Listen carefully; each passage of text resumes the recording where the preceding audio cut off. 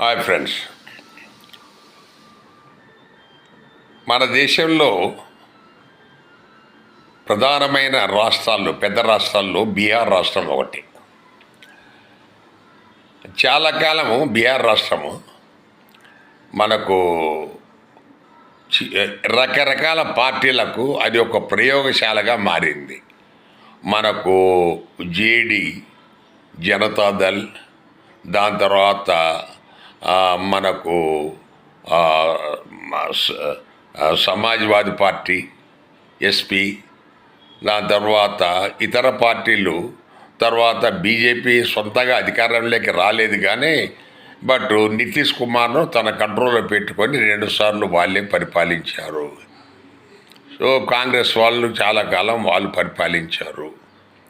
ఎంత okay, but Bihar రాష్ట్రము అత్యంత విలువగల వనరులు కలిగిన రాష్ట్రం.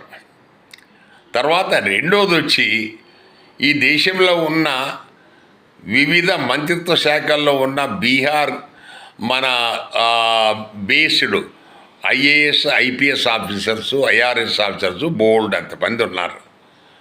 వాళ్ళ బీహార్ రాష్ట్రం వాళ్ళు పెద్ద ఎత్తున రిప్రజెంట్ అవుతున్నారు సివిల్ సర్వీసెస్లో.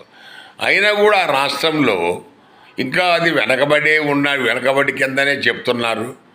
దానికోసము వీళ్ళకున్న గొప్ప మేధావితనాన్ని వాడి ఆ రాష్ట్రాన్ని పాతకాలంలో అశోకుడి కాలంలో మగధ సామ్రాజ్యం ఎలా ఉన్నదో ఆ లెవెల్కి ఎందుకు వీళ్ళు తీసుకురావడానికి ప్రయత్నం చేయరో, ఎవరు దీని వెనక ఆ పేదరికం అలాగే ఉండాలా, ఆ నిరుద్యోగం అలాగే ఉండాలని ఎవరు భావిస్తున్నారో అది కొంచెం తెలుసుకుంటే కానీ ఆ రాష్ట్రం బాగుపడదు.